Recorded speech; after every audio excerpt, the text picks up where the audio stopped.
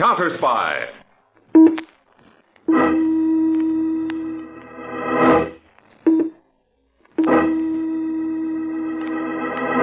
Washington calling David Harding, Counterspy. Washington calling David Harding, Counterspy. Harding, Counterspy. Calling Washington.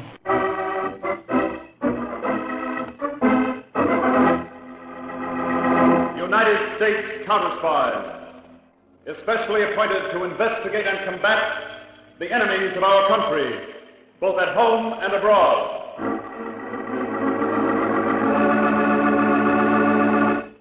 Tonight, the case of the Society Swindlers. Another Counterspy report to the American people. And now, to Counterspy.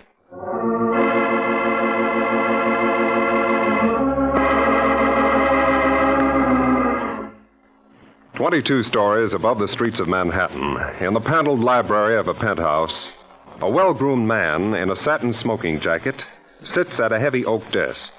His eyes are fixed impatiently on the sweep second hand of his unique alarm wristwatch as a dark-haired woman reads from a list. General and Mrs. Ralph C. Maxton, Dr. and Mrs. Charles Nestor, Commissioner and Mrs. Stephen W. Otis. Oh, by the way, Alfred, Mr. Otis has just been elected chairman of the board of General Oil. I know all about Otis. Please continue, Carla. Mr. and Mrs. George R. Pace, Ambassador and Mrs. Victor Pagano, Mr. and Mrs. Lance. That'll be all, Carla. But Alfred, I haven't finished the list. You heard my alarm watch. Time is up. 3.5 minutes. You're a strange man, Alfred. Time is money, Carla. About that list. See to it that the guests appear at Mrs. Grayson's party for the World Refugee Fund. With my name on the invitation as co-hostess, no one will dare refuse to appear. They're all deadly afraid of what I may write in my weekly column. One unkind word from Countess Carlo Monroney, and they're in hot water. That title pays you real dividends, doesn't it? Thanks to your cleverness in organizing the World Refugee Fund. Ah, dear, sweet charity. What a blessing to mankind. Oh. Mr. Babson. What is it, Zero? Paulson's here. It's 20 seconds late, Zero. Yeah, I know, boss. I kept him out in the hall, like you said. Let's see. It's 2 minutes to 8. 1 minute and 30 seconds. That's enough time to give Paulson. Alfred, you'll be back? In 1 minute and 45 seconds. All right, Zero. And down the hall.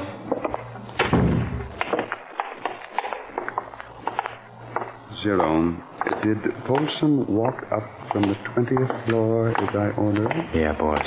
Everything's set. Good evening, Paulson. Hi, Mr. Babson. You want to see me? Paulson, you worked the room that table for me at 11 of our charity parties. You're an excellent croupier, and I pay you well. No complaints, Mr. Babson. Then, Paulson, why did you withhold some of the money from your table at last night's party in Philadelphia? I'll give you exactly 20 seconds to explain. I don't get you. I was watching you, Paulson. You cut yourself a nice slice. Oh, you got me wrong, Zero. I wouldn't do a thing like that to Mr. Babson. You're a liar. Zero, let him go. Okay, boss. I can explain, Mr. Babson. There's no time left to explain. You wasted it lying. Please, just give me You heard the boss. Time's up. Get moving. Zero, open the elevator door for Paulson. With pleasure. That's the way out for you, Paulson. The elevator's not there. It's 22 floors below, and you're going down to meet it. What? You're taking a suicide dive, Paulson. That's why I had you get off at the 20th floor and walk the rest of the way up to be sure you wouldn't be traced to my penthouse. All right, Zero. So long, Chiseler.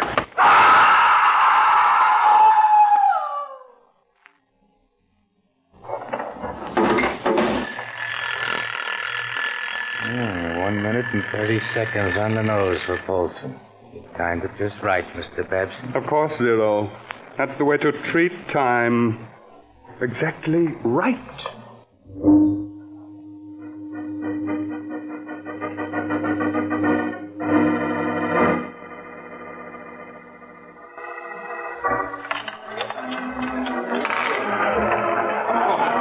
Good evening, Countess Moroni. Why, Alfred David Babson, charming of you to come. I hope this party will provide you with plenty of material for your society column. Oh, yes. And the roulette table's just piling up money for the World Refugee Fund. Ah, sweet charity. I got your signal, Alfred. Anything wrong? Come into the study, Carla. Have a minute and a half to talk to you.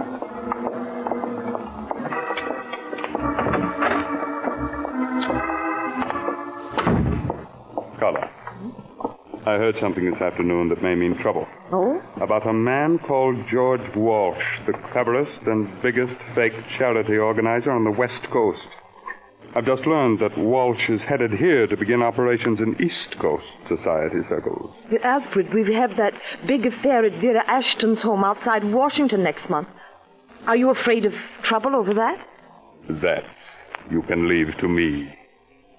More important, Carla. Yes? You are a valuable asset in this business. If Walsh should try to buy you away from me... Don't you trust me? You know about Polson's suicide? The same thing could happen to anyone else who double-crossed me. My watch tells me our time is up. I have to be going. See you soon, Carla.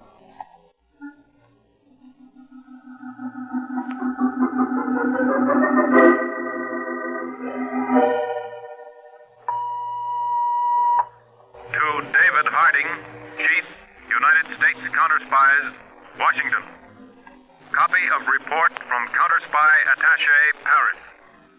Investigation of United States charity organization, World Refugee Fund, reveals that monies forwarded here from United States are deposited in Paris banks under name of Jean Lebeuf. There is no evidence of monies being used for relief of refugees.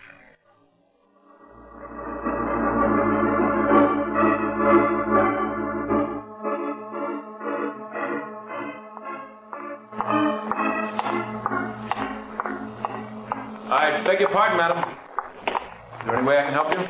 This is Counterspy headquarters, is it not? I wish to see David Harding, and I don't need your help for that, young man. Madam, you shouldn't be in this corridor at all. You'll have to be announced. That's the rule. Rule. Government by bureaucracy. It wasn't this way when Grover Cleveland piloted our ship of state. Who shall I say is calling? I'll say who's calling when I get in there. Very sorry, madam, but I can't Young man, remove your hand from my arm or I'll slap your face. Very well. Ruffian. An organization of ruffians. So there you are, David Harding.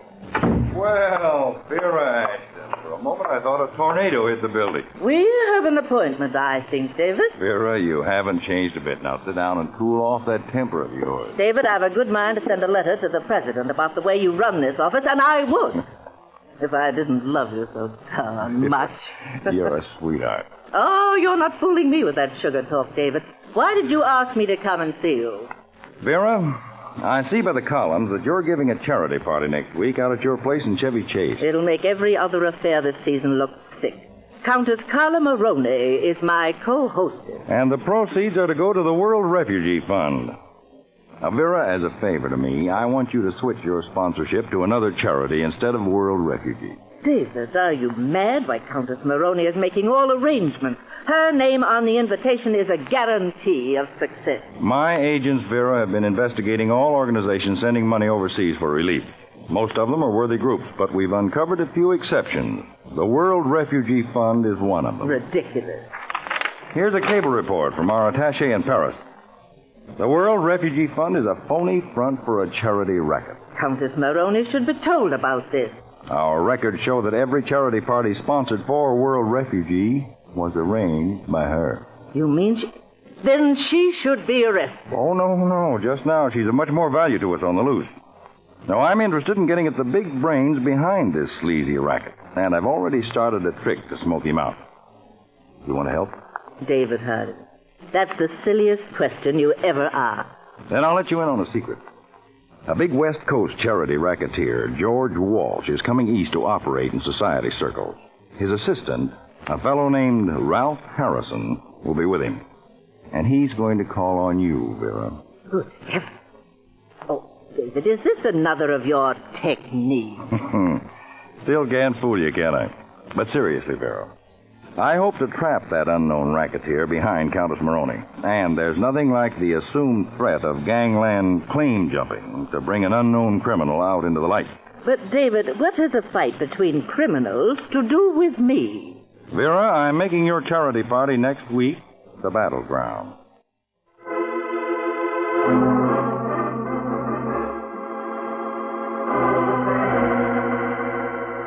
Mr. Harding, I found this memo from you on my desk. Oh, yes, Peter. Mr. Ralph Harrison has a 5 o'clock appointment tomorrow in the solarium of Mrs. Vera Ashton's home. What's it supposed to mean? Just what it says. You will keep that appointment as scheduled, Mr. Harrison.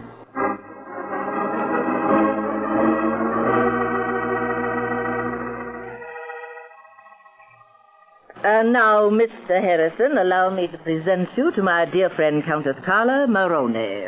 Countess? How do you do? Carla, darling, as I told you on the phone, Mr. Harrison is Assistant Director of the Federation of European Charities. Do sit down, both of you. Thank you. Some tea, Carla?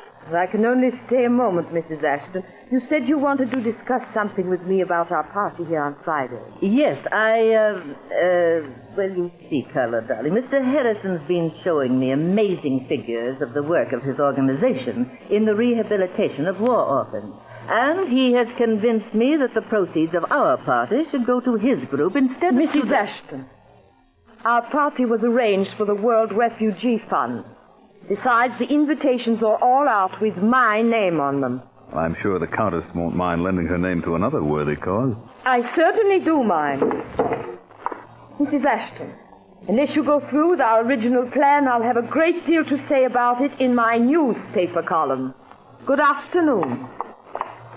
Just a minute, Countess. May I see you to your car? Excuse us, Mrs. Ashton? Certainly. This way, Countess. Countess, I want to talk to you about George Walsh. Walsh? Mm-hmm. He likes the way you work the angles. He's my boss, and he's ready to offer you double the percentage you get now. I don't know what you're talking about. Countess, we know you're in the racket. Racket? What impudence. I'm at the Crescent Hotel, Countess. You can call me when you decide to accept Mr. Walsh's offer.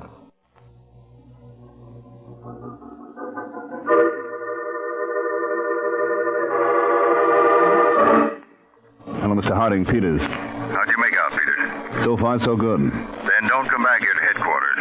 Meet me in half an hour at Pennsylvania and 18th, okay? Okay, Dave. Hello? Hello? Carla, this is Alfred Babson. Oh, at last. When did you get into Washington? About 20 minutes ago with Zero and the other boys. I'm stopping at the Hotel Newton. I've got to see you at once. What's wrong? That trouble you anticipated. It's here, in Washington. Hey, mister, you got a light? Yeah, here you are. Car in the corner, Peters. Mr. Harding's waiting for you.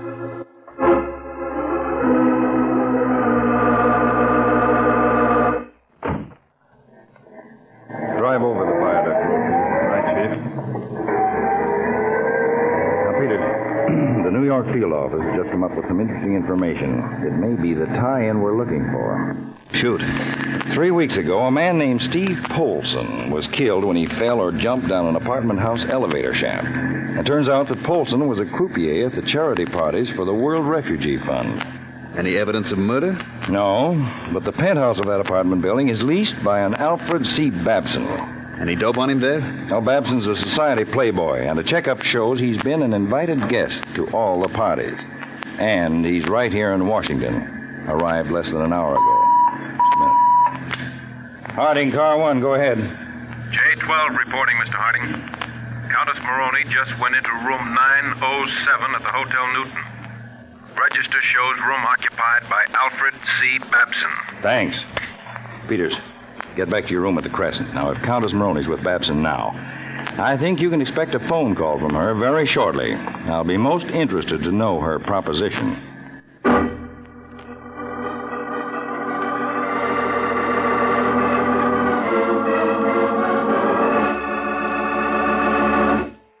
In just a moment, we'll return to Counterspy. And now, back to Counterspy. In a Washington hotel room, charity racketeer Alfred Babson and Countess Carla Maroney are discussing George Walsh's offer. Let's see, Carla. Walsh's offer is double whatever I'm giving you. Alfred, I told you I can be trusted. Boss, we better pull out of this caper. Yes, Zero? Why? Now, we heard Walsh is a tough customer with a mob of gorillas. Maybe, but I'm not letting this plum fall out of my hands into his lap. Carla, the first step is for you to call this man Harrison and arrange a meeting right away. You'll take him for a drive across the river.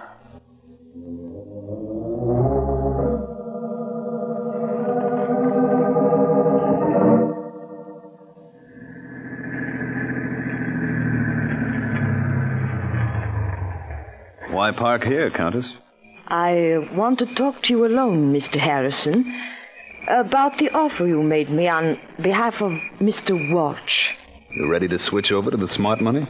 I've been thinking about it seriously. Can I tell Mr. Walsh it's all set? Yeah, you can tell Walsh it's all set. Hello, stranger. Okay, Countess, go take a walk. Yes. All right, Zero. Nice dame, the Countess. Look, Harrison, my boss has a proposition for your Mr. Walsh.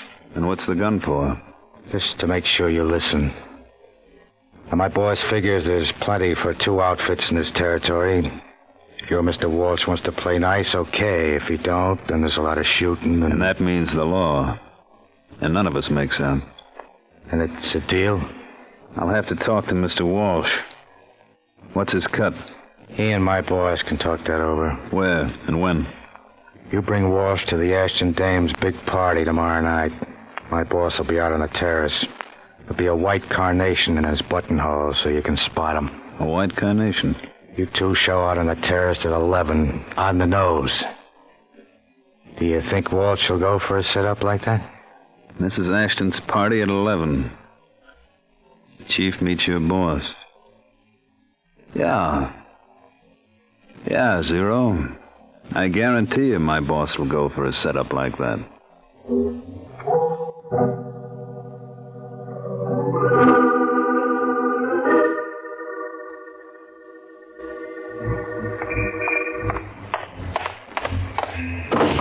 All right, Zero, get going. What took you two so long?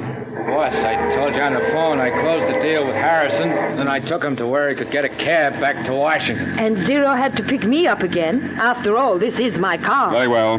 You keep driving around a while, Zero. And this is the safest place to talk. Has something new gone wrong, Alfred? No, but I'm sure Walsh will try everything to put me out of the way. But this time, Carla, he's meeting his master. No, Alfred. No more murders. I want to get out of this. Carla, there's only one way out of this for you. The way Paulson took. Now, Zero, about the plan. This is to be timed to the split second. At Mrs. Ashton's house, there's a set of French windows which lead from the drawing room out to the terrace. Carla, at exactly 4 minutes before 11, you will go into the drawing room and switch on the lights. Yes? I want Walsh and Harrison silhouetted plainly against those French windows. I see. There's a row of bushes at the rear of the garden, 100 yards from the terrace. I'll jockey Walsh and Harrison into position in front of the window. At 11:01, I light a cigarette. Zero, that will let you know you have exactly 2 minutes to get ready.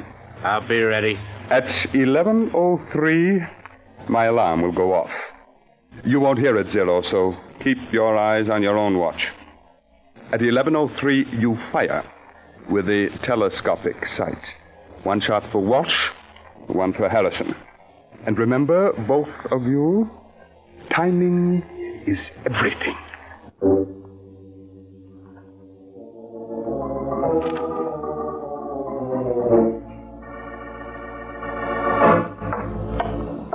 Dave, I've got something that could have helped us on this case. Now, what is it? Well, I took our specifications for a miniature camera to one of the best manufacturers in the country. Told him the camera was to be used as standard equipment for all counterspies. Their production engineer gulped a couple of times and put our camera on a priority basis. Yeah? Well, here's a dummy model. Hey, Peters. This certainly is a honey. Mm-hmm. Simple to operate, sturdily built, and films can be bought anywhere. The manufacturer really did himself proud. He's even going to use a faster lens for one thing, and the camera will be lighter in weight. Huh? When can we get these in quantity? I'll phone him you're okay. He'll start deliveries right away. Do it. It's too bad we couldn't use one of these cameras tonight on this Babson case, Chief. It'd be just the thing. Yep, I'm sorry, Peter. But make your phone call and let's go. We've got a bit of a ride out to Mrs. Ashton's house in Chevy Chase.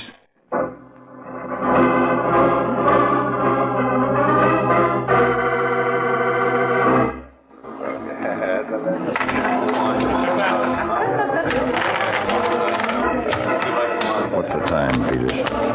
1 minute of 11, Dave. There's the Countess coming out of the drawing room. Now, Vera, your cooperation is of the utmost importance. David, I'm worth any 10 of your agents. I'll keep that miserable Countess creature away from the terrace, all right. I'll talk her deaf, dumb, and blind. Vera, I love you. Well, I'd better get started. Come on, Peters. Let's go out on the terrace. Right.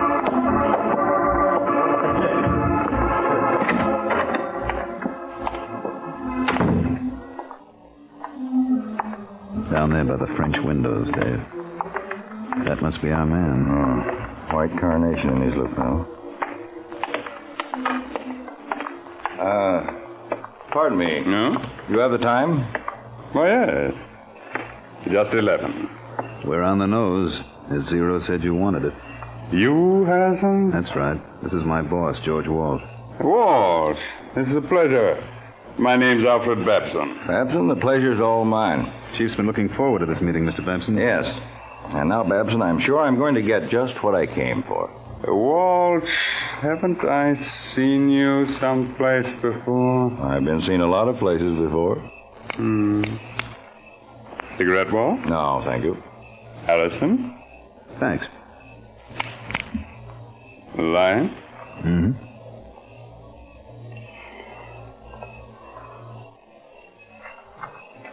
Well, Walsh, we'll have everything settled in less than 2 minutes. We both know what we want, and I'm a stickler for time. I noticed that wristwatch of yours, Babson. An alarm on it. Nice gadget. No, thank you. I had it made especially. Now, Walsh, let's hear your plan. Okay, Babson. Here's my plan. Don't try to get out of it, Babson. My arm. The more you struggle, the more it'll hurt. Let's go. That's a hammer hold that she's got on you, Babson. Keep it up and you'll have a broken arm.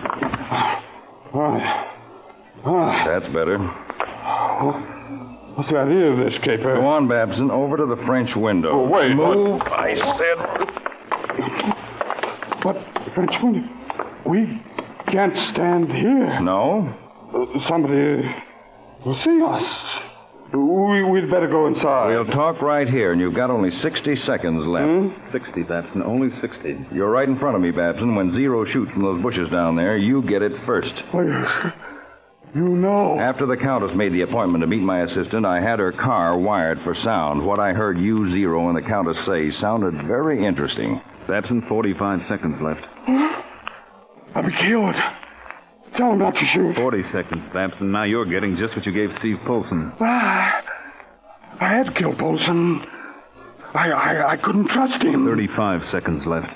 Don't let Zero shoot. Stop him. Walsh, I'll give you anything you want. Sounds as if you have an offer for me. 25 seconds, Babson. Walsh, I'll clear out of the charity racket. You take over the whole operation. Everything. The Countess goes with it. You can have it all. 15 seconds to go. Didn't you hear me? I'm giving you everything. 10. No! Don't shoot!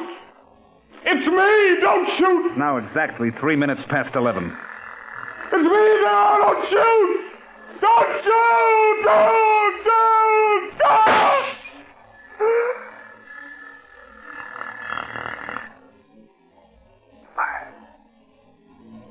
I wasn't, sir? No. But that shot... Fired by one of my men as a signal to let me know that everything down there was under control. But Zero... We got Zero. And with your confession, Babson, the government closes this case. Government? Babson, while your mouth is open in that stupid gate, keep it that way. Mr. George Walsh here is David Harding, chief of the Counterspy. That's right, Babson, and I can guarantee you personally, when the time arrives for your trial, the jury isn't going to show you any charity.